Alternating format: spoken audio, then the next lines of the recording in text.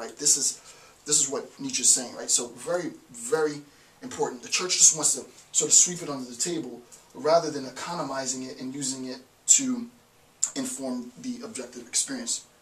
Now, couple that with the last bit, and then I'll draw this final picture. Number 385.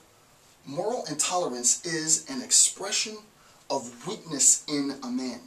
The fact that I am intolerant of another. And now we know that morality is informed by religion, and thus the beef between Christians and Muslims, Muslims and Jews, Jews and Christians, Jews and Muslims, blah, blah, blah. You have it polytheistic, monotheistic. Our morality is informed by the institution of religion, and thus religious intolerance, moral intolerance, for Nietzsche is an expression of a weakness in man. Right? Moral intolerance isn't something that you should look at as being something that strengthens you. Nietzsche, and I think he's right on the money with this, moral intolerance is something that weakens you.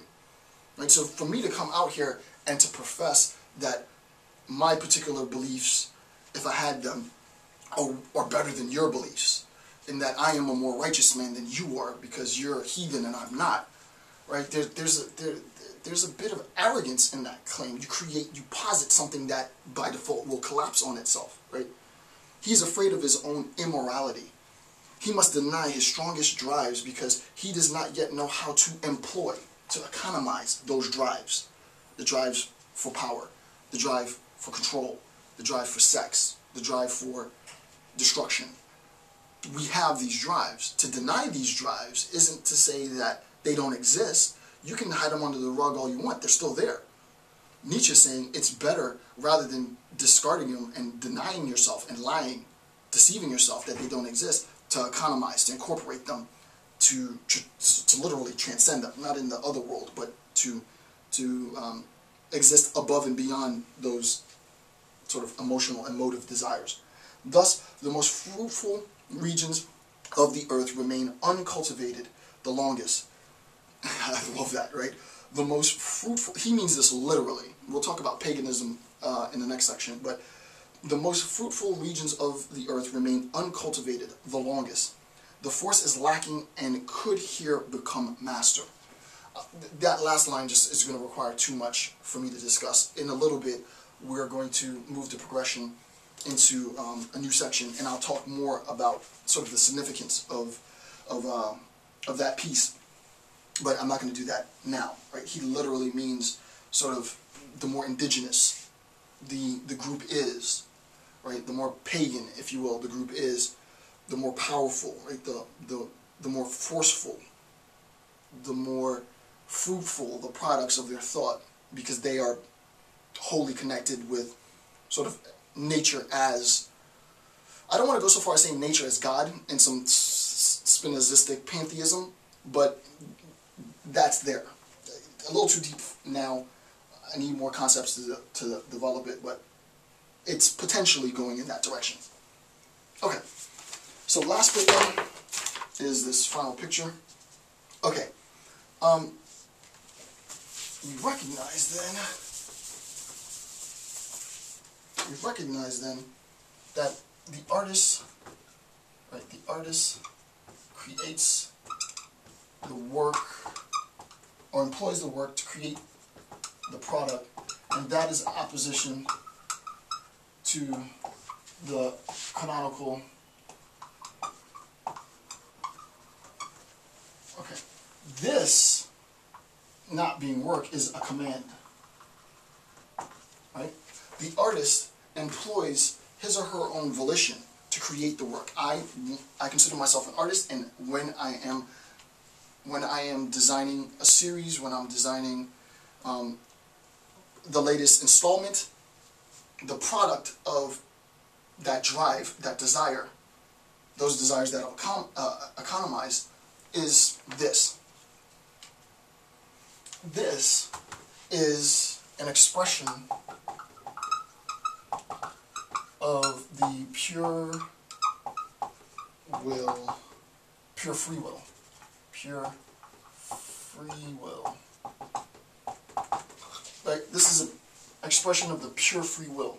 Art, then, becomes an expression of the pure free will of the artist, right? The internal made external. We saw then how that informs and influences the masses, right?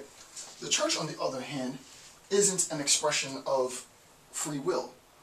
The dogma that is in opposition to the artistic movement is a consequence of a command. And I talked about in a different lecture series the types of command, right? You can have a divine command. You can have commands that are right because God said that they're right. Or you can have, I'm not going to get into the discussion now, I've done this lecture series before. But the basic idea, to be simple, is that the commandment is a consequence of law, divine law. You have to do it because God says you have to do it, or you have to do it because it's the right thing to do. Either way, you have to do it, right? So that the consequence of social action is command, right? It's because it was commanded that you have to do it. Here, it's not because it was commanded. There's no command here. It's a voluntary expression of the will, of the pure subjective free will of the individual, and that subjective interpretation of whatever it might be influences others to recognize that, no, I have the ability to do this as well. Wow, what Dr. Campbell is doing is cool. I see now what he does. I can imagine what he does off camera. I'm going to try and replicate what he does on camera by conceptualizing what it might be that he does off camera, and then I too can participate. And then people adapt it, and it changes, and it morphs, and it becomes something different. This is why I have call to video responses, right? Insofar as you are enticed to participate in this discussion, the enticement to participate also requires that you create your own system in which you can freely express your interpretation of the text. You then recognize that, wait a second, it's not just about expressing my free interpretation of the text. I can express my free interpretation about basically anything, about everything, right? And then you can see, you can recognize, again, why this is such a powerful concept. Because social transformation, social influence, social affect becomes a consequence of freedom, real freedom, subjective interpretation of the artist, rather than command, blind control, sort of automaton dictates, right? And this for Nietzsche is the overarching paradigm which he is sort of railing against. So very, very sort of elaborate discourse in order to get to this final point, but I think it's important that we recognize all the various nuances of it, and it really, again, boils down to the infusion of subjective interpretation into objective reality by the artist, and a recognition of just that bit, the internal made external, the external as informed by the internal, where we get to recognize the fluidity of this sort of otherwise sort of static subject-object distinction. It's much, much more fluid than that.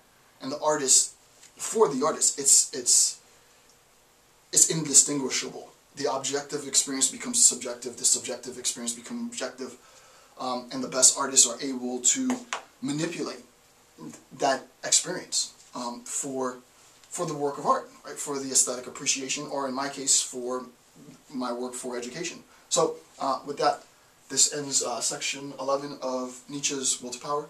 I want to thank you for taking the time to watch my videos. I'm Dr. Jason J. Campbell. Have a good day.